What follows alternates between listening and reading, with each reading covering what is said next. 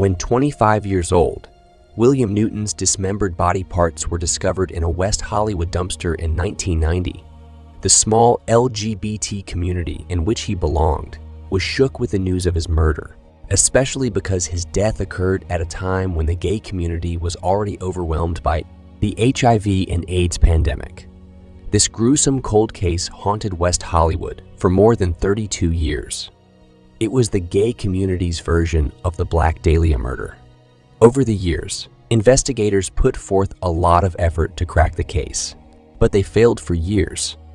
However, 3 decades later, a team of amateur sleuths have solved William Newton's case.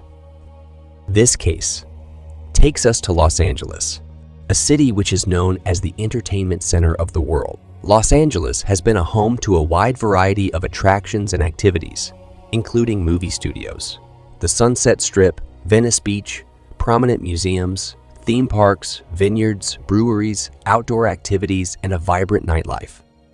Over the years, people found something of interest in the city as it has many things to offer everyone. William Arnold Newton was born on the 26th of July, 1965, in Eau Claire, Wisconsin. His parents were not married and were living separately. While growing up, William discovered his passion for arts.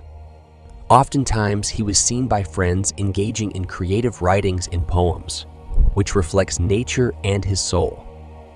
According to his friends, William Newton saw himself as a poet and an illustrative artist. He was talented in so many ways. His father, Richard Harriman, once told the media that his son was a very intelligent young man. William Newton spent the major part of his childhood in Eau Claire, Wisconsin, where he was born. During his stay there, he went to elementary and junior high school.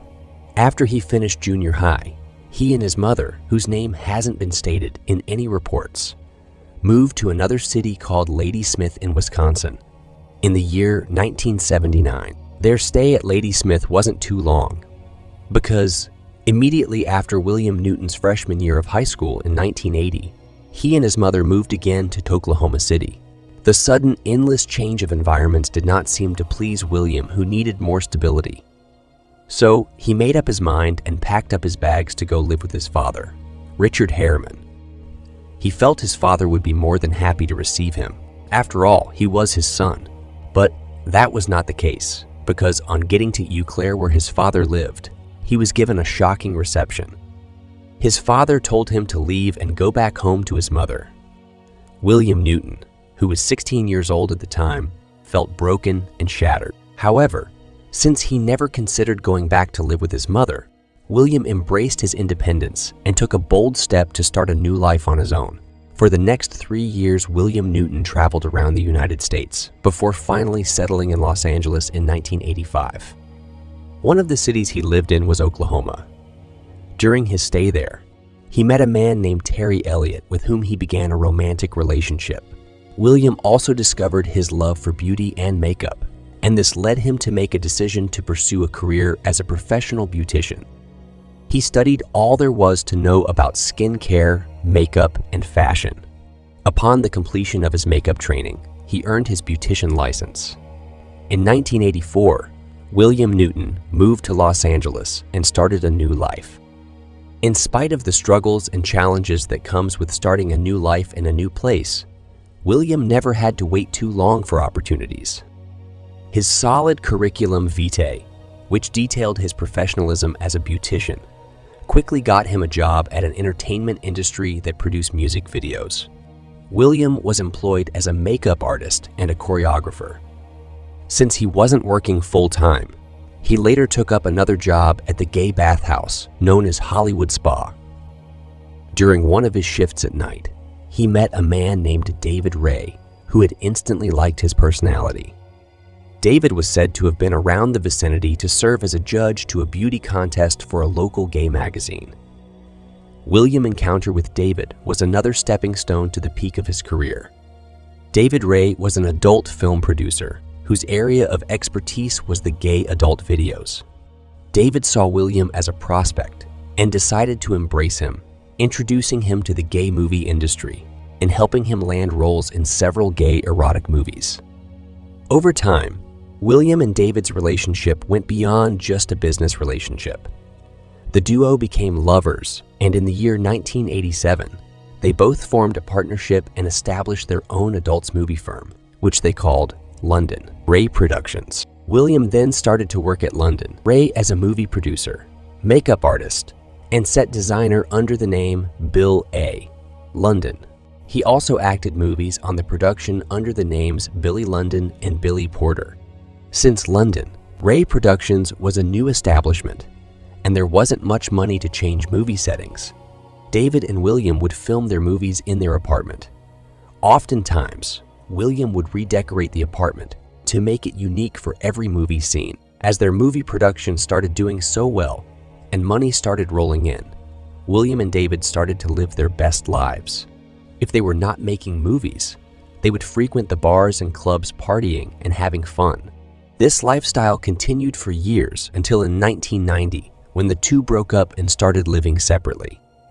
At the time, around October 1990, William, who was tired of Los Angeles, already made plans to leave temporarily and move to Las Vegas, where his stepsister, Michelle, was living. His sister told the media that William just needed a mental health break at the time. Aside from the new and exciting opportunities Las Vegas would offer him, he would also have the opportunity to reunite with his mother, who had plans to move to the area at the time. However, after making plans and using his last days at Los Angeles to prepare for his departure, fate had other plans for William, who never got on the flight to Las Vegas. One fateful night, on the 28th of October, 1990, William Newton went to a well-known nightclub in Los Angeles, which was known as Rage Nightclub. He sat for a while at his favorite spot in the club, sipping his drink and observing those dancing and having fun around him. After a few shots, he felt free and decided to join the group of clubbers dancing and having fun. Time flew by as he partied into the night, letting loose and having fun. After a few more shots, he realized it was getting late and decided to go home. He stood up and staggered as he walked to the exit of the nightclub. People who saw him could easily tell that he was intoxicated. Though William made it out of the exit doors, he was never seen alive again after that night.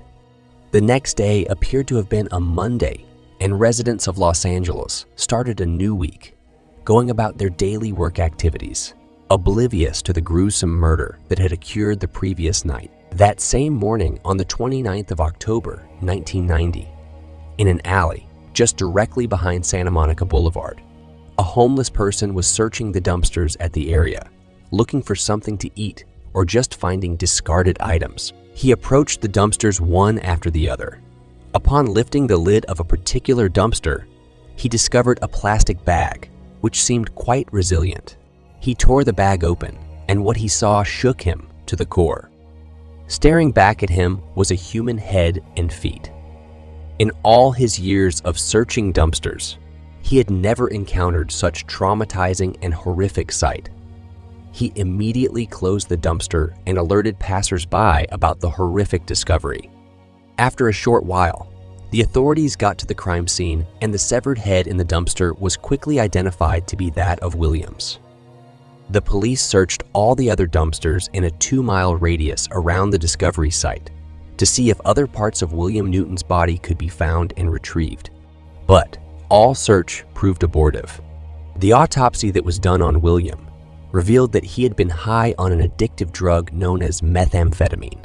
Also, the forensics revealed evidence of strangulation and blunt force trauma on the head before he was murdered. Detective Wendy Byrne, who is now retired, was one of those detectives who arrived at the scene and was petrified at how gruesomely William Newton's body was mutilated. She said that she was shocked that something like that could happen, even though William was gay and worked in the gay adult film industry. Wendy Byrne said it did not matter to her. He did not deserve to die in such a horrible manner. The Los Angeles Police Department then began an investigation into William Newton's case, searching for clues and leads that could give answers to what exactly had happened to him and why his body parts ended up in a trash. Wendy Byrne was in charge of the team of investigators. She made sure she and her team worked tirelessly on William Newton's case, giving it their very best. In the days and months following the discovery of William Newton's body parts, investigators received hundreds of tips and leads regarding the case, but they all led to a dead end. Investigators interviewed the neighborhood where the remains of William Newton was found, but nobody seemed to know who killed him and where his remaining body parts were. Having exhausted all tips and leads, the investigators had nothing tangible to work with, and the William Newton's case eventually went cold for a long time. 15 years after the murder, in 2005, the Los Angeles Police Department issued a public statement indicating that they were reopening and reinvestigating the William Newton's cold case. They requested tips and leads from the public. But in the long run, nothing of use came out of the investigation and the case went cold again. However, by the end of 2006, William Newton's case gained the media attention once again when Mickey Ski, a Los Angeles reporter, claimed that Richard Harriman had reached out to him, saying the Los Angeles Police Department had neglected solving the murder case of his son. When the Los Angeles Police Department heard about this, they issued a public statement saying they have not forgotten about the William Newton's murder case and that they were doing all they could to solve the case. Richard Harriman had left an email address for contact in case the police wanted to share with him any new development to his son's case. Unfortunately, he was not able to see justice for his son's murder because he passed away in his home on the 30th of May 2011 at the age of 65. In the year 2020, two podcasters, gay authors, and best friends, Christopher Rice and Eric Shaw Quinn, took a liking into the William Newton's cold case. They got to know about the case after Christopher read it from an adult entertainment magazine. Ever since then, the case had remained fixed in their minds. In 2012, they both began their podcast show, which was named The Dinner Party Show. In one of the show's episodes in 2020, Christopher Rice decided to mention the William Newton's case and how there hasn't been an arrest since 1990. At the end of the show, Christopher then appealed to the listeners to come forward with tips and leads that could bring justice to the William Newton's case. A couple of months later, Christopher Rice and Eric Shaw Quinn did another episode on the William Newton's case, where they talked about all the facts they have been able to gather about the case since the last time they spoke about it in their previous episode. Christopher also mentioned on the episode that a man named Ron Wheeler had reached out to him, claiming that he had an important information regarding the case. Ron Wheeler told the podcasters that on the night of October 28, 1990, he had also been at the Rage nightclub where William Newton had visited before he ended up being murdered. According to him, he had seen William leaving the club with another man who looked like Jeffrey Dahmer, the famous American gay serial killer.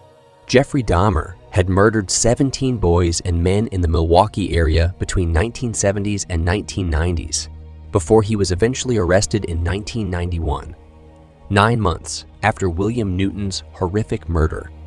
He was then sentenced to 16 life sentences.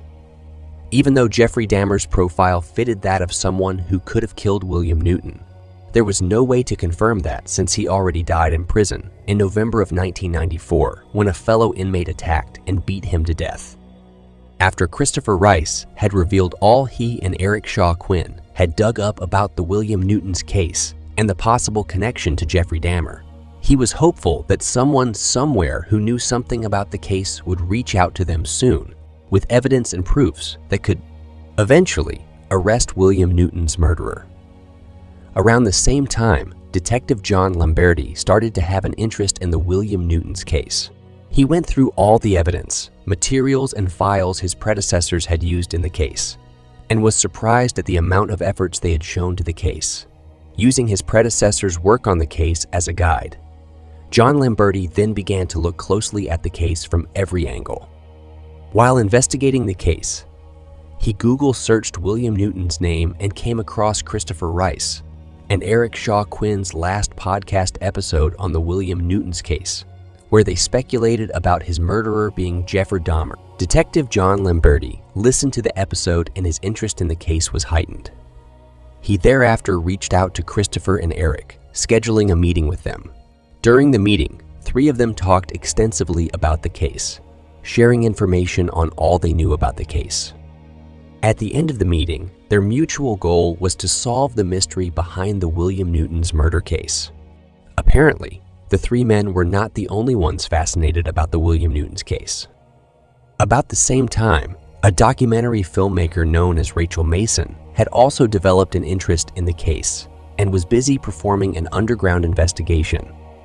In 2017, Rachel learned about William Newton's murder by coincidence when she was working on a popular Netflix documentary about a gay adult bookstore known as the Circus of Books. She visited a local writer and an activist named Mike Szymanski while she was looking for tangible and solid contents for the documentary. Mike, who had an old compilations of West Hollywood photos, agreed to allow her look through them all. As Rachel and Mike both perused the album of photos and notebooks, a 1990 article of William Newton's murder case mistakenly fell out, and Rachel couldn't help but stare at it. She picked it up and noticed the article talked about William's murder and how there hasn't been any arrest yet. She asked Mike for more clarity on the case, and Mike gladly filled her in on what he knew about the case so far.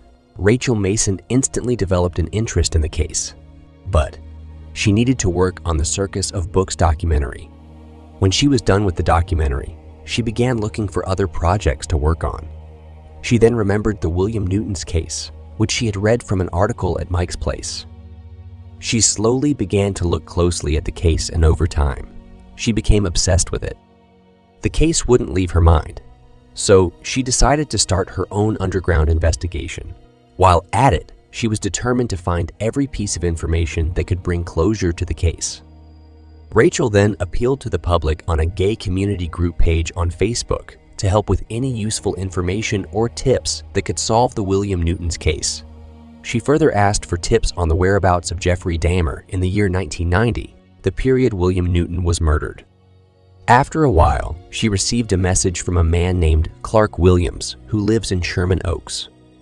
Clark Williams was a stay-at-home married gay dad who, according to him, was bored after his daughter left for college and then decided to connect with people from his youth through a Facebook group on the gay history of Wisconsin, his home state. Clark Williams, who grew up in Eau Claire, Wisconsin, just like William Newton, became interested in helping to solve the case and believed he could assist Rachel Mason to fill in the blanks of William Newton's lifestyle before his death, since he had a unique viewpoint on what it was like growing up as gay in Wisconsin at the time. He then reached out to Rachel and told her that Jeffrey Dahmer never committed any murders beyond Milwaukee and Ohio.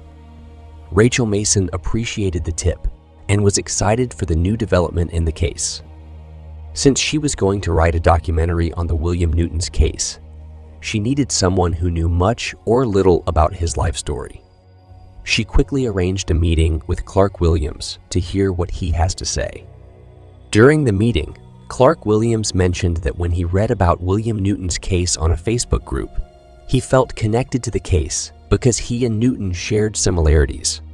Aside from the fact that they were both gay, they shared the same birth year. "We were born just a week apart," Clark said. Clark could not help but feel connected to the case, hence why he took matters into his hands to help in whatever way he can. Billy Newton was an actual person, a person from my community, and I wanted to do justice for Billy, so he would not just be remembered for how he died, but for how he lived, Clark told the media. The year 1990 was a time when thousands of American gay men died during the AIDS epidemic, and the murder of William Newton reflected the lives of so many gay men and teenagers at the time. After sharing with Rachel all that he knew about the gay community during the time of William Newton's murder, he promised to spend more time on the case personally. He went to Fresno, where Jeffrey Dahmer's mother lived in 1990, asked friends in Milwaukee some questions that could lead to solving William Newton's case, but got nothing. Clark Williams then got in touch with Detective John Lamberti whenever he finds a lead to the case.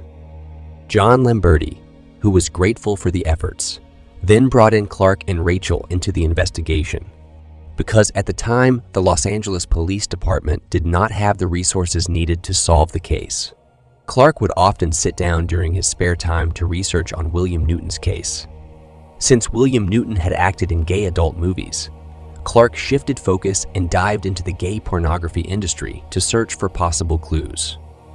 Not long, he discovered a man named Rick Pasquet, who around the time of William Newton's murder had claimed to be a private investigator looking into it.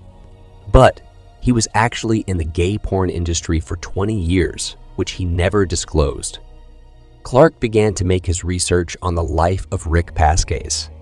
He discovered that his real name was Richard Lawrence, and that he had directed a pornographic film titled The Devil and Danny Webster. This was the head start Clark needs in the case. Since Rick Pasquet and William Newton had worked in the same industry in 1990, he decided to reach out to Pasquet in order to find tips on what could have possibly happened to William Newton. Clark was, however, not able to speak with Rick Pasquet because he had since died. However, he researched the cast of the film he directed, looking for those who might still be alive and who could share their stories about the life of William Newton. He then noticed that a man named Billy Houston, who was still alive, was featured in the movie. Clark made an extensive research into the life of Billy Houston and discovered that he was a new promising cast in the gay adult film industry, and his real name was Darrell Lynn Madden. Further research revealed that Darrell Lynn Madden was alive and serving life sentences in jail after killing 2 gay men, including his friend, Bradley Qualls. According to Darrell, he and Bradley Qualls had committed the first murder when they went out one fateful night with a menacing plan to initiate Bradley Qualls into their skinhead cult group, known as the Chaos Squad Skinheads. And to do this, they needed to kidnap and kill a gay man for the initiation. Darrell and Bradley then calmly lurked in the streets of Oklahoma, waiting for the unfortunate gay man to pass by. A man named Stephen Domer eventually got into their death trap. Darrell and Bradley then lured Stephen into a deserted area. They bound him in his own car and took him to a place where he could be killed easily.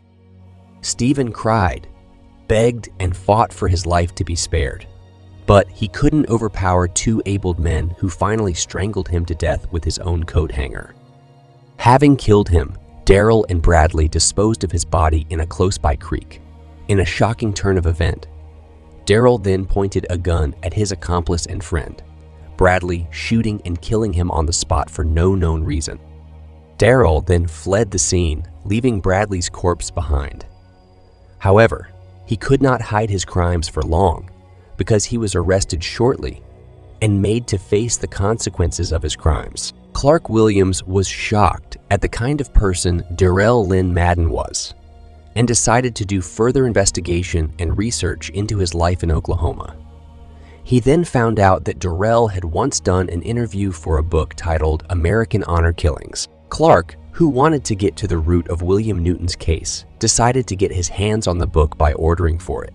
Due to the limited supply of the book, Clark had to wait for quite a while before he could finally have it at his doorstep.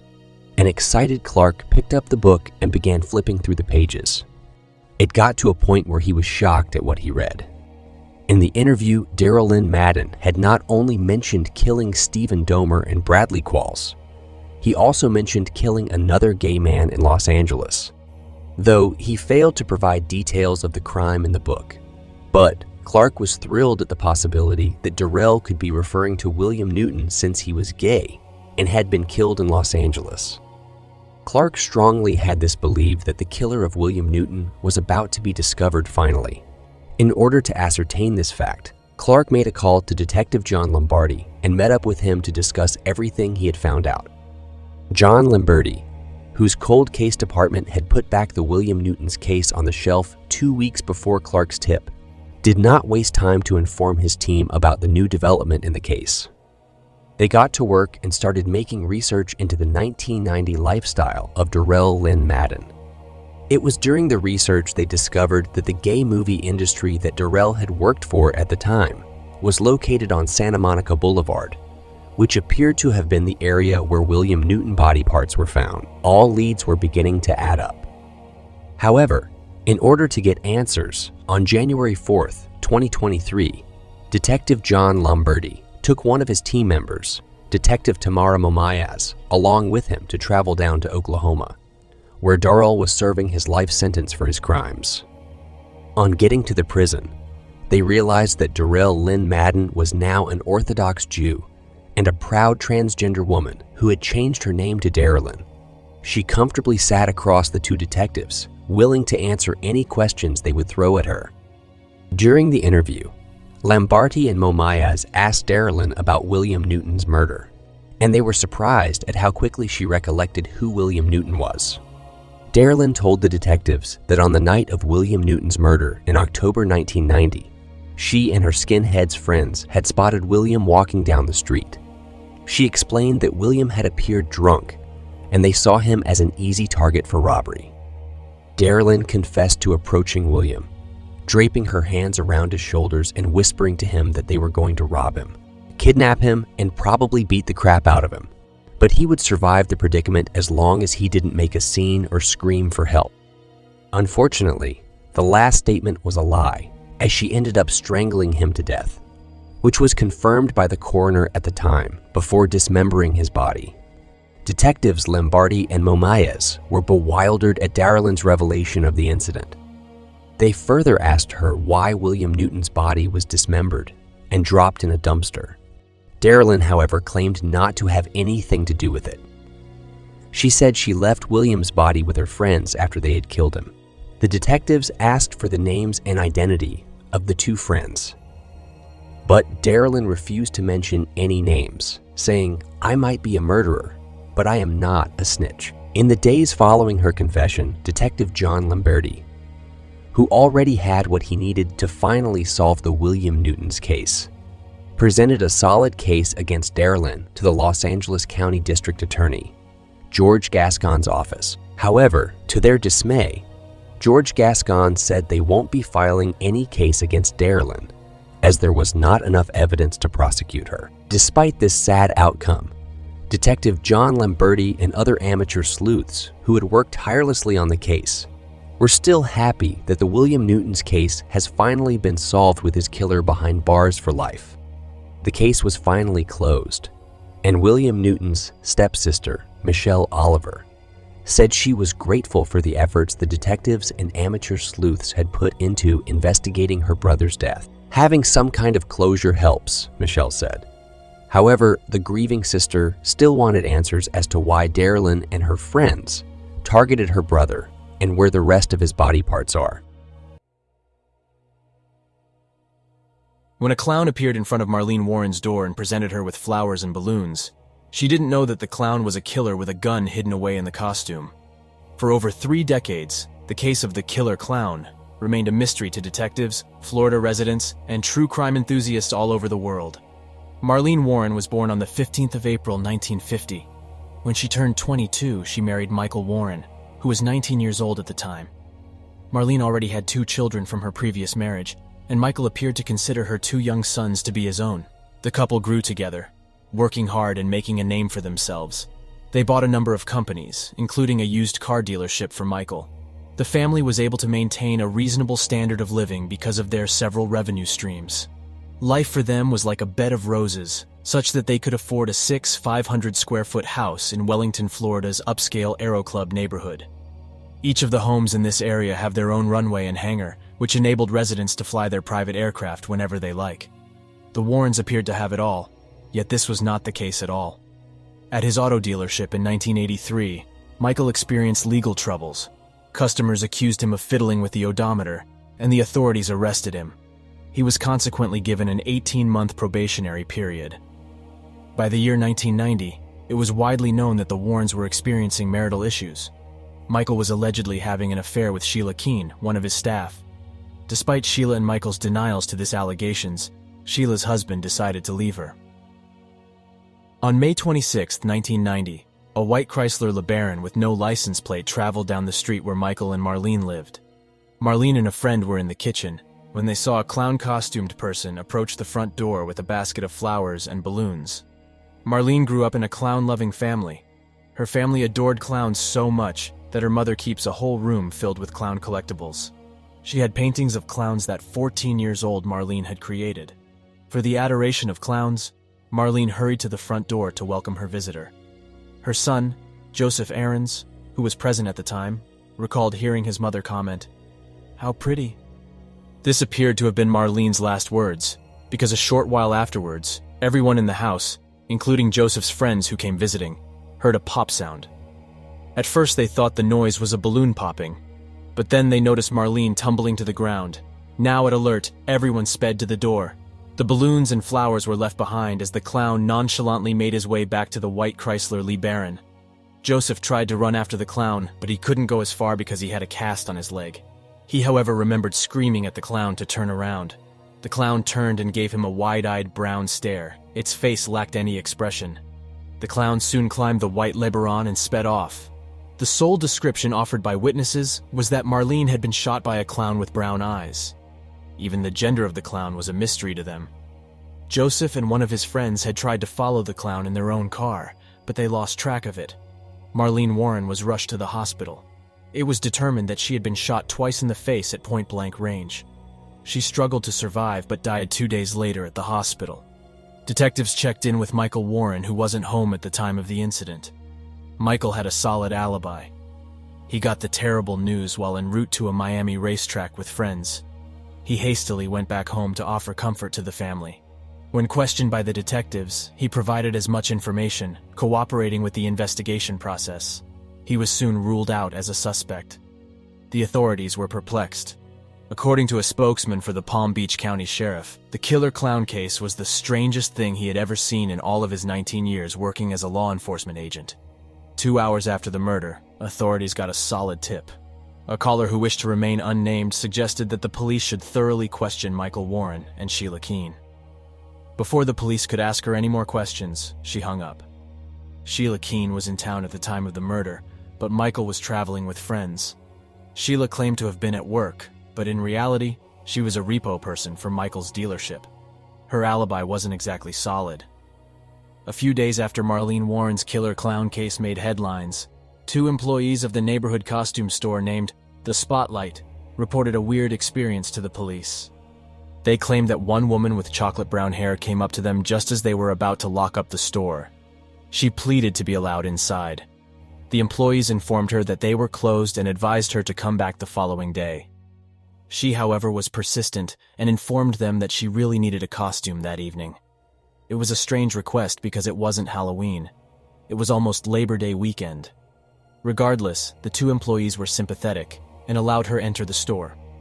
She was claimed to have bought white makeup, a red nose, white gloves, an orange afro wig, and a clown outfit.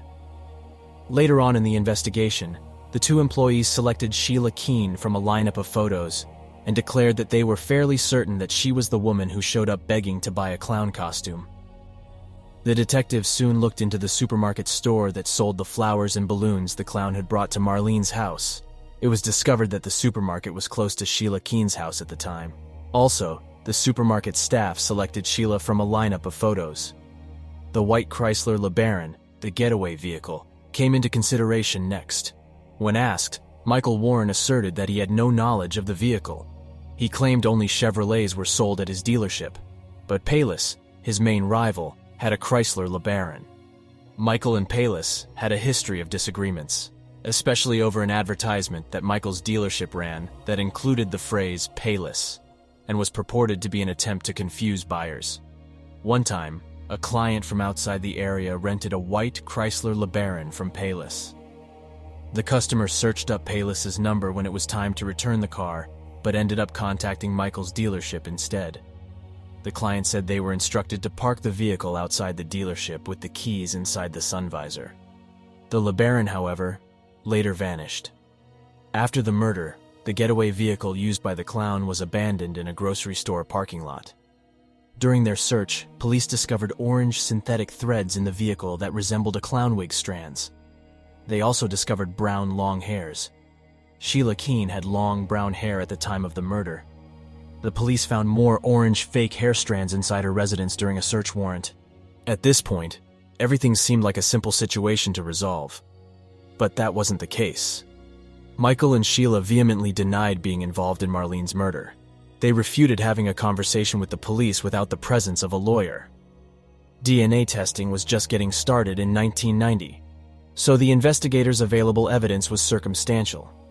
The investigation into Marlene's murder was abandoned, but Michael's legal issues intensified. During the course of the investigation into the murder, Michael's unlawful business dealings came to light. Police discovered proof of additional odometer tampering and consumer overcharging. Following the arrest of an employee, Michael surrendered himself to the police. In 1992, Michael's case went to trial, and he was sentenced to 4 years in prison. After being released in 2002, Michael married Sheila Keene a few years later. The couple started a new life in Tennessee by operating a restaurant. Sheila changed her name to Debbie and informed the community that it was a childhood nickname. Michael must be a good businessman because his new restaurant was a success. The couple's success allowed them to settle in Heron Point, a posh neighborhood close to the Virginia-Tennessee border. They made lots of friends and fit in well with their new neighbors. Few locals were familiar with their history. Michael told their new community that he has owned restaurants since he was a teenager. Marlene Warren's demise benefited Michael as well. He was the beneficiary of Marlene's life insurance policy, not her son. He took over $50,000 from Marlene's family, leaving them with virtually nothing. Detectives had their suspicions, but there was no concrete proof on ground. Michael and Sheila were immediately suspected of the crime, but a grand jury was never convened to that effect. Earlier in the investigation, the police were informed by Michael's acquaintances that they had seen arguments between him and Marlene, and that Marlene had questioned Sheila about her and Michael's affair. Above all, they claimed Michael didn't seem overly saddened by Marlene's passing. Detectives knew they merely needed to fit the puzzle pieces together, because there were many of them. DNA was the case's linchpin. Police took blood and hair samples from Sheila in 1990, but they lacked the equipment to analyze them. Over 25 years passed as the samples rested in a cooler. Police were able to reactivate Marlene Warren's cold case in 2013, thanks to a federal grant they were able to obtain. They had previously tried DNA testing, but the results were inconclusive. Fortunately, technology has improved and produced sufficient evidence to charge Sheila for Marlene's murder. In September 2017, Michael and Sheila were stopped by authorities 5 minutes away from their home. They were unaware that Marlene Warren's cold case had been reopened. 27 years after the murder, the police informed them that an arrest warrant had been issued for Sheila Keene Warren. Michael Warren still maintains that neither he nor Sheila are involved. In an interview, when questioned if he was involved in the killing of his first wife, Michael replied with, "Definitely not." He further said he wouldn't have been with Sheila if he thought she had anything to do with Marlene's murder. A lawyer named Christopher DeSantis told detectives about a fascinating chat he had with Michael Warren before Marlene was killed. DeSantis claimed that Michael had questioned him about what would happen, theoretically speaking, if a husband murdered his wife. He recalled telling Michael that the husband would escape punishment if a friend of his committed the murder, and there was no way to connect the husband to the friend. Intriguingly, DeSantis also recalled telling Michael that if someone was dressed as a clown, they would get away with it, because it would be impossible to identify them. Despite this, the evidence isn't sufficient for the police to accuse Michael Warren of killing his wife, Marlene. Marlene's son, Joseph Aarons, who was a teenager at the time of his mother's death, remembered it as one of the worst days of his life. He expressed his desire for justice in an interview, but he would not specify whether he thought Michael was somehow involved in his mother's death. Sheila was locked away for 5 years before her trial commenced. During those times, she and Michael's love endured.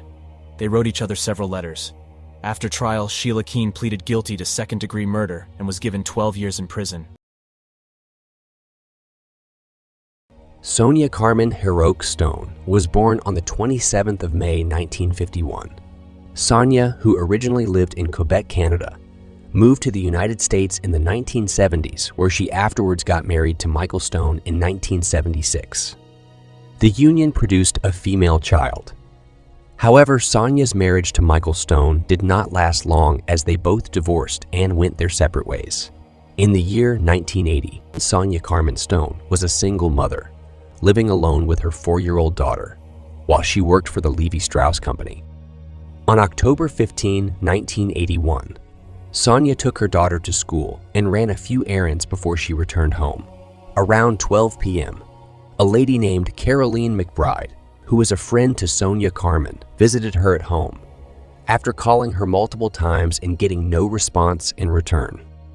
On getting to the Carmel Point area of Monterey County, California, where Sonia lived, Caroline found the dead body of her friend, Sonia Carmen Harrach, just inside the front door that opened into her living room. 30 years old, Sonia Carmen Harrach appeared to have been sexually assaulted. She was spread out on the floor with her purse and the content in it spilling close to her body. Sonia was half-dressed and had been strangled with a pair of her own pantyhose, which was found tightly wrapped around her neck. Her shirt and jacket were torn and pulled back.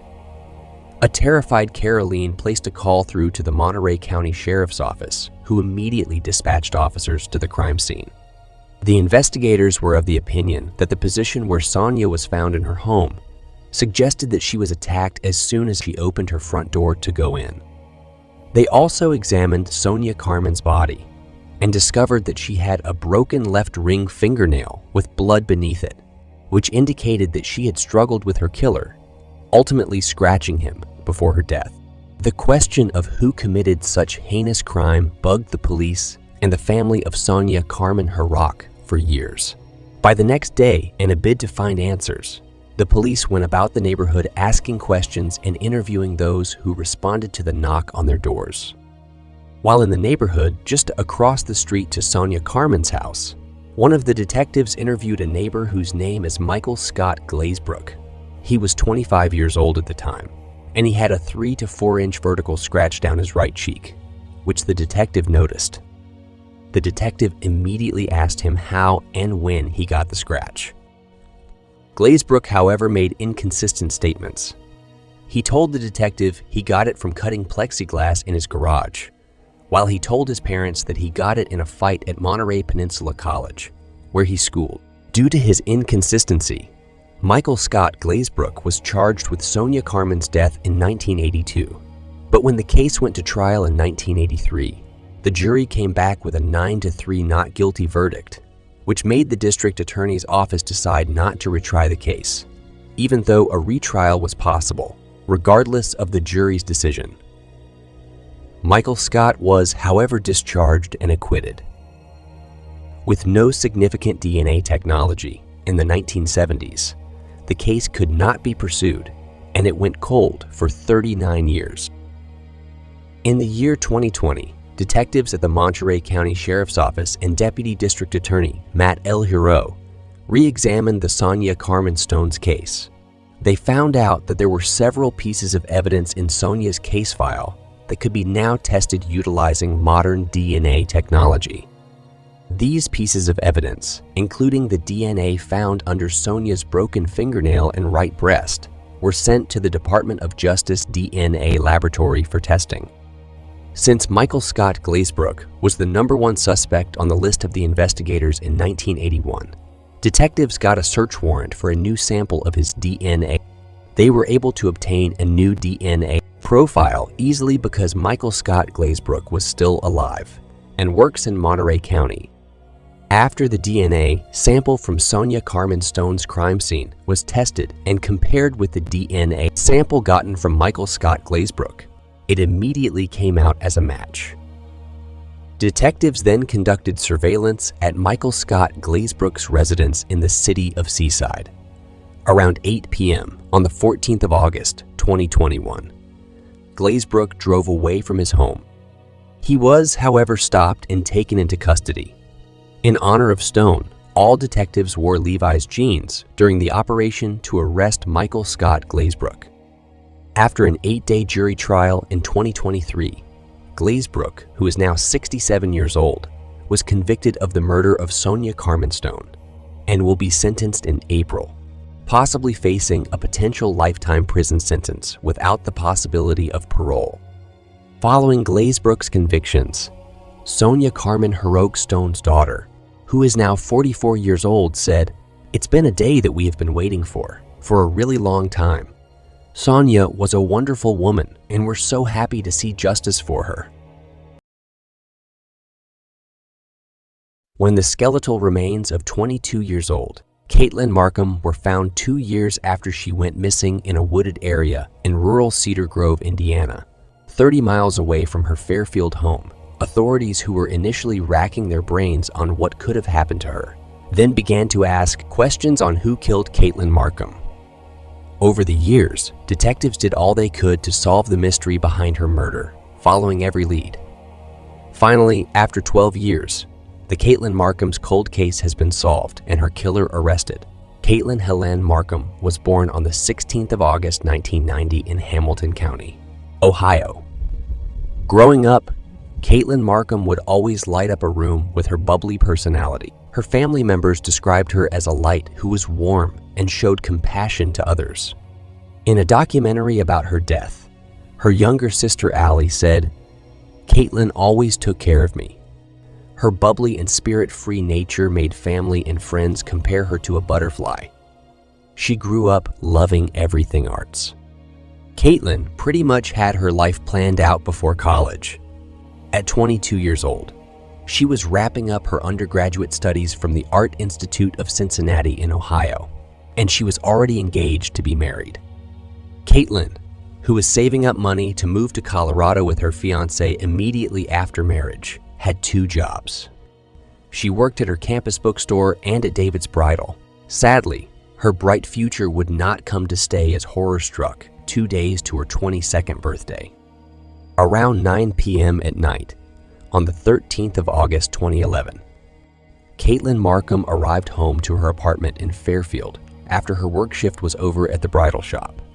On getting home, she was met with her fiancé, John Carter, who was already there waiting for her return.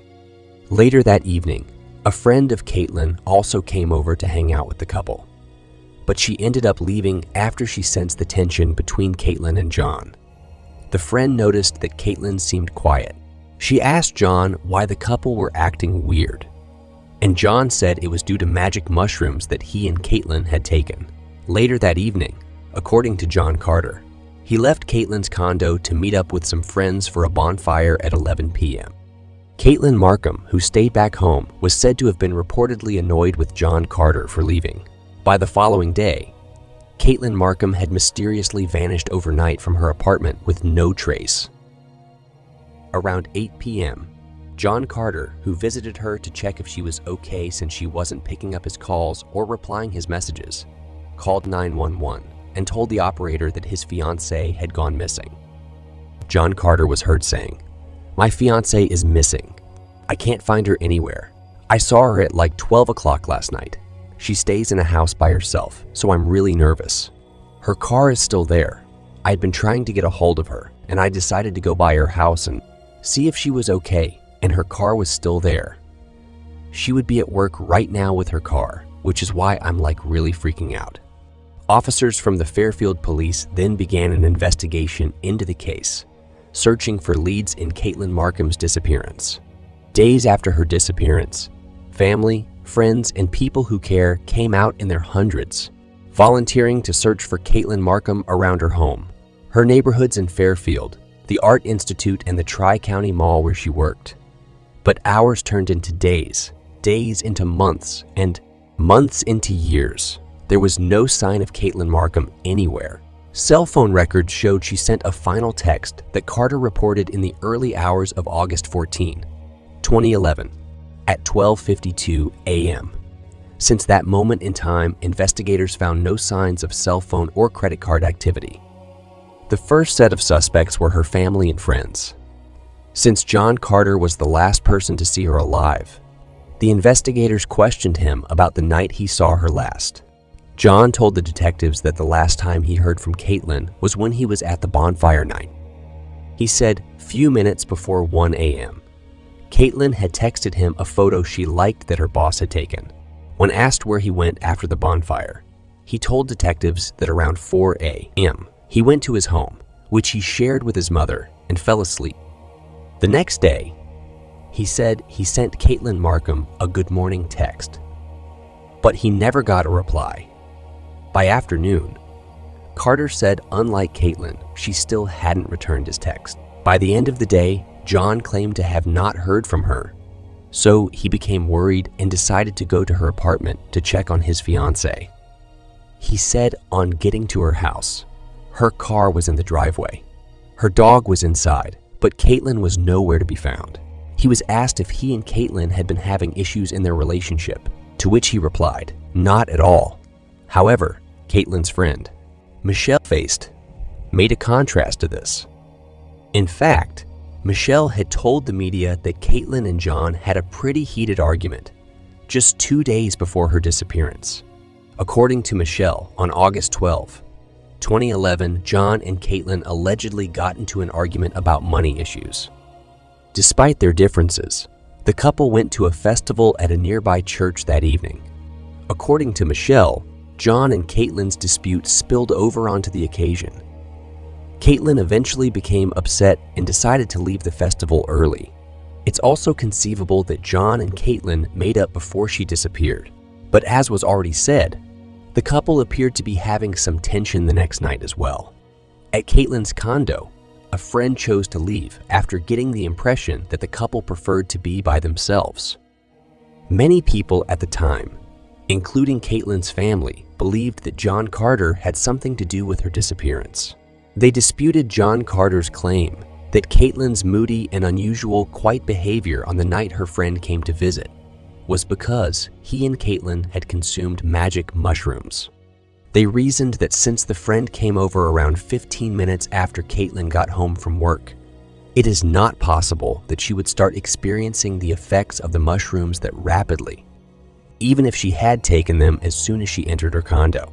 Some people, however, have questioned whether Caitlin even consumed the mushrooms in the first place. It seemed odd that she would want to experience the effects of mushrooms if she merely wanted to relax at home after a long day of work. She had just arrived home and was exhausted. The bonfire was another peculiar element of John's story that several people thought was weird. On August 13, at around 11 p.m., John claimed to have left Caitlin's condo to meet up with friends. He brought along a bag filled with Caitlin's documents, which he intended to burn at the bonfire. John clarified that Caitlin wanted to shred the papers rather than discard them, but she did not have a shredder. He then took the documents instead, intending to destroy them so she wouldn't have to worry about it. Although some people think this is an unusual justification for why he destroyed Caitlin's documents. At first, it didn't seem like too much of a stretch. It's possible that he really was doing Caitlin a favor by removing the papers from her house, because he admitted to the investigators that he frequently ran errands for her. However, some have generally questioned John's alibi. A handful of the friends John claimed to have been with that evening have provided contradictory accounts. Some others even assert that there wasn't even a bonfire that night. Even though there was a lot of speculation regarding John, it seems that gradually, the focus of the investigation shifted. John Carter had frequently addressed Caitlin's issue in the media over the years, and he has maintained his denial of any participation in her disappearance. On the 16th of August, 2011, 3 days after Caitlin's disappearance, John Carter mentioned being scared and concerned during one of the searches for his fiancée. In his words, he said, "I'm terrified. I'm absolutely terrified. I just want to find Caitlin and celebrate her birthday with her and go to Red Lobster like she was planning." He later stated that Caitlin was strong and would fight her way out if she is somewhere and is in a worst-case scenario. However, the search for Caitlin came to an end when, after many days, she wouldn't be found. The case went cold for nearly 2 years until on April 7, 2013, when a couple who was reportedly looking for scrap metal came across what appeared to be a grocery bag containing a human jaw and a skull with hair still attached to it. The couple would immediately call 911. In order to identify the remains of the victim, a Franklin County, Indiana coroner, Wanda Lee, used dental records which ultimately confirmed that the remains were Caitlin Markham's. Her death was then ruled a homicide, but her cause of death could not be determined. When the news of her death got to her family, they were unavoidably devastated to find out that she had been a victim of a homicide. They were also not overly shocked by the information. Her family held on to hope that she would be found safe when she first went missing. Their hopes faded as weeks turned into months without any trace of her. They eventually came to the conclusion that Caitlin had been murdered. On April 18, 2013, Caitlin Markham's family and friends gather for a celebration of life at Harbin Park, one of her favorite places. 4 months later, on the 25th of August 2013, her funeral was held at her alma mater, Fairfield High School. The room was decorated with many bright colors, just the way she would have loved it. Her fiancé, John Carter, was in tears as he spoke in front of the crowd and called Caitlin the love of his life. "We would have had our kiss. We would have had our marriage. We would have had our honeymoon. We would have had our kid. We would have had our life, and we would have grown old together," said John Carter. Since Caitlin Markham's remains were found in Indiana, the Indiana State Police joined in the investigation. In the years following the discovery of her remains, Caitlin Markham's family hired a private investigator to look into the case as well. Though the Fairfield Police and Indiana State Police had opened an investigation on the case, Caitlin's family reportedly felt enough resources were not being dedicated to her death. The Caitlin Markham's case grew to garner national attention over the years. In the year 2016, a documentary was made in her honor to celebrate her life. Her family and friends were featured in the 1-hour documentary, which was titled "Taken Too Soon: The Caitlin Markham Story." The documentary also got featured on a syndicated TV show named Crime Watch Daily. On Caitlin Markham's 27th birthday, her family and friends gathered at a Springdale, Ohio movie theater to watch the premiere of the documentary. Her family kept hope alive, believing that the documentary would bring answers to their daughter's murder case. Over the years, many rumors and theories, some fueled by social media, have surfaced as to what happened to Caitlin Markham. One theory stated that she died of a drug overdose, and those with her panicked, taking her body to Indiana and dumping it on a rural road in Franklin County. Other theories point to family and friends being responsible for her death, including her fiancé, John Carter. After a lot of investigation, Sheriff's detective announced that there was a suspect in the case, but a name was not mentioned. However, the arrest of Michael Strauss and his past life prompted speculation about the unsolved homicide of Caitlin Markham at the time. Police say Michael Strauss is responsible for the death of 23-year-old Ellen Week at his Liberty Township home. Michael Strauss was charged with murder after a body believed to be Ellen Week was found in a field on Milliken Road. Ellen Week was also said to have disappeared from her home like Caitlin did. Michael Strauss was considered a suspect in Caitlin Markham's case at the time because there were photos posted online which featured Michael Strauss, Caitlin Markham, and other friends. These photos suggested that Michael Strauss was an acquaintance of Caitlin Markham. As the investigation progresses, Michael Strauss was never pinned as Caitlin Markham's killer, having exhausted all leads. The reward for information leading to the arrest and conviction of Caitlin Markham's killer grew to $100,000 over the years. But despite the investigation on the case by multiple law enforcement agencies, her case remained unsolved for over a decade. However, there appeared to be a break on the 17th of February, 2023, when detectives arrested Jonathan Palmerton, a close friend to Caitlin Markham and a childhood friend to John Carter. Jonathan was arrested at his workplace, and prosecutors say he had lied in an interview in April 2022 during the investigation of Caitlin Markham's cold case. After a search warrant was filed for his home, investigators retrieved some incriminating evidence that suggested he lied in connection to Caitlin's murder. He was later charged with felony and perjury, and his bond was set at $50,000. Markham's father said Palmerton's arrest makes him hopeful, but he remains guarded as the case progresses. A month after Jonathan Palmerton was arrested for perjury, John Carter, Caitlin Markham's fiancé, was apprehended at his workplace as a suspect to her death. Investigators revealed discovering incriminating evidence at his home in Fairfield during a search. These evidence suggested John Carter as the suspect they have been looking for. John Carter appeared in court and pled not guilty. However, Butler County Prosecutor Mike G. Moser revealed new details in court about the discovery of Caitlin's body. He said there were a set of 3 or 4 sharp force wounds to Caitlin's left wrist. According to forensic report, the place where Caitlin Markham's body was ultimately found is probably not where the body was first deposited.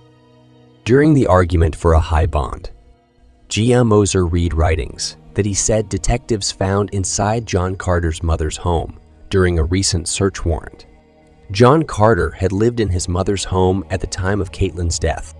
One of the writings says, "Deep down, I love her. You want to kill her, but I love her. She must die. I can't kill her. Yes, you can. No, yes, how do you talk me into all these things? I'm just that good, but you're bad. I know. How do I kill you? You can't. You're right. About what? Nothing." It was as if John Carter was fighting and conversing with a demon. Other documents revealed in court stated that John Carter suffers from PTSD and depression. John Carter was placed on a $1 million bond, but posted bail on the 4th of April, 2023. He stood in court wearing only an ankle monitor after his $1 million cash bond. He was allowed to face the judge unshackled. His trial date is set for June 2024, and he will remain out of jail during that time. After John Carter was arrested, Caitlin's dad, Dave Markham, said, "It's not a surprise. I mean, I did suspect him all along. I think a lot of people, if not a vast majority of people, suspected him."